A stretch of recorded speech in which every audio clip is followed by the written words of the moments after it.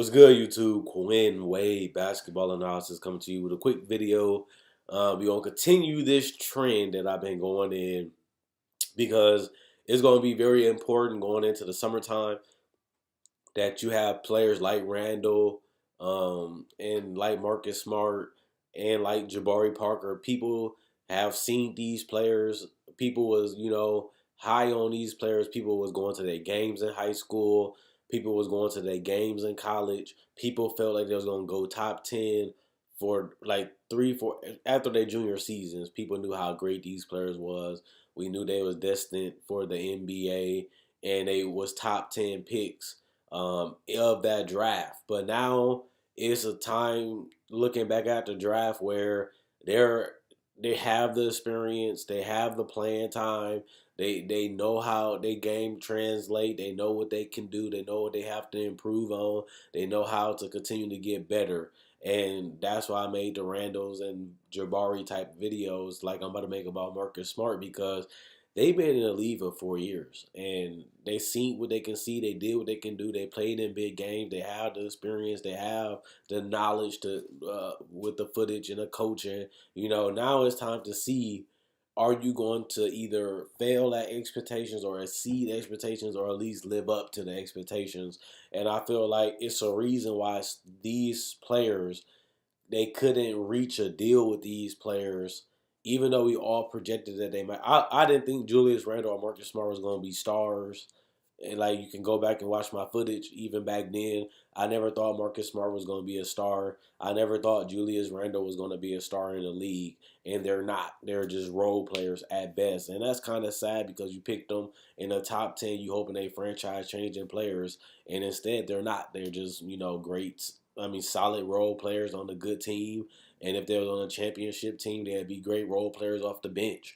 And it might hurt people's feelings, but it's honest. These players have not showed that they can consistently dominate, take over, or even show superstar potential at this point. Because it's not like I seen them play 1 year and I'm saying that they a bust. This is 4 years. It's either they not living up to their potential because of the coach. They need a change of scenery, or the guy's just not good enough to take that step. We seen it. The rare case is Victor Oladipo and Jimmy Butler, where you think that when they offered Jimmy Butler that contract, you thought he was crazy for not taking it, and then he betted on himself, and he was able to develop into the all-star player that he is, and then he went to the West and he's still an all-star in the Western Conference when they're guard loaded. Shows you how great Jimmy Butler is. But it doesn't happen that often. Either a player gets paid for being great or get paid off potential, or they get paid least and become role players and rotation players. And a lot of these players are on that level where either they're going to have to get a change of scenery and get more minutes and show they can play, or they're going to be set in stone.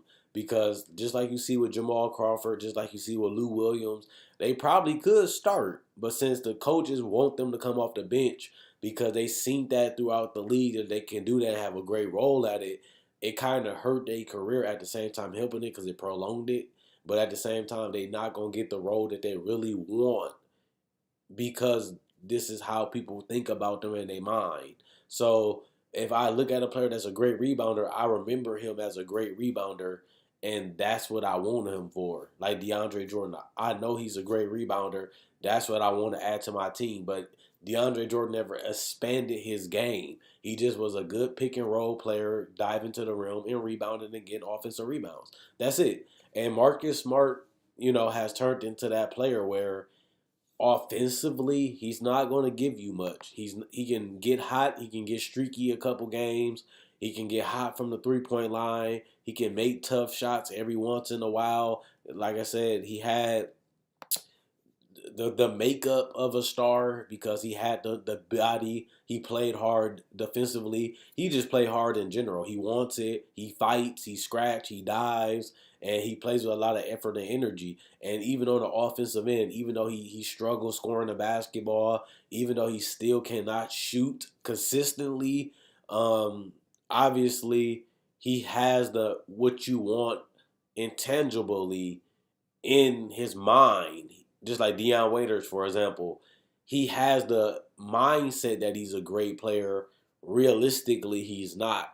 I have to give credit to Marcus Smart, though. I've never been a fan of his, and I told the Celtics not to draft Marcus Smart at that spot that they drafted him on. And they did, and he has not lived up to the hype, and he was really more of a wasted pick, even though he helped them win a game against the Cavs. When you drafting that high, you expect more, and you definitely coming up like Marcus Smart was. A lot of people thought he was that great, that he was the next superstar in the league, and he even failed that expectations because right now he's coming off the bench.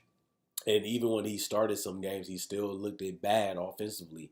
But you have to give a man credit. He tried to work on his game. He tried to work on his shot. He continued to try to get better. He just don't have it. He has the mindset of a great player. He has the ability to play hard on defense, and he's a good, solid defender, especially individual defender.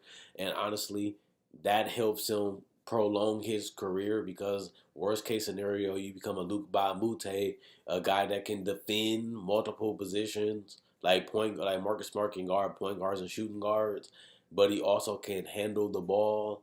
And people gonna continue want him on the roster because he's gonna bring defense. He has an NBA skill set in defense, and that's something that's always coveted. Even if it comes off the bench, even if you become a Babu Cephalosha, a guy that can make shots every once in a while, but still defend his position and switch on other players. And Marcus Smart can do those things. That's why I think Danny Ainge didn't want to give him up right away, because he traded everybody, but Marcus Smart is still on the bench.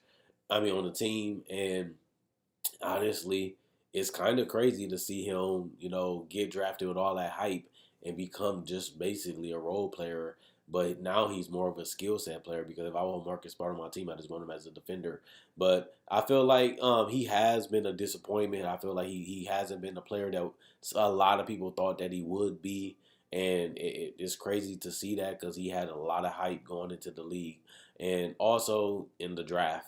But I feel like if I was Boston, going back to that Jimmy Butler and Victor Oladipo, because they both two-way players and they both guards that wasn't known for offense, but they played hard defensively. Then they turned into stars, and later in their career, because they wasn't stars their first couple seasons, but they were still able to get there later in their NBA career. Um, they had the confidence. They wasn't scared to guard anybody. But Marcus Smart is a guy that I don't see that coming from him. But he does have the mindset and the confidence. But at the end of the day, let me know what you guys think about Marcus Smart. The guy has shown potential. The guy has shown signs. He plays with a great top five coach in Brad Stevens, a guy that can put his players in the best position to succeed, put them in areas where they can, play their game, get in their comfort zone, and make the game a lot easier for them. And he still haven't been able to get much offensively out of Marcus Smart. Marcus Smart damn near haven't improved at all. He's been shooting below 40% his whole career. He never had one season that he shot over 40%. And another thing about it is he still never developed that 3-point shot, which the NBA is all based around, where you have to either be able to shoot or have something. And he has the defensive ability. He don't have the corner three. He don't have the spot up three. He's not a great player off screens or all. He's a good backdoor cutter, but he's not a good shooter. And I don't really know what his value is besides being a defender and a ball handler. But he, like I said, he has intangibles and he play hard. He's a guy that you want on your team, but he's a guy that you know what you're going to get. And seeing Danny Ainge keep him, he likes something about Marcus Smart because he drafted him and he's still on the roster. But I feel like the point of this video is Marcus Smart a bust? Is he a franchise player? Does he deserve a max contract? Does he still have a superstar potential?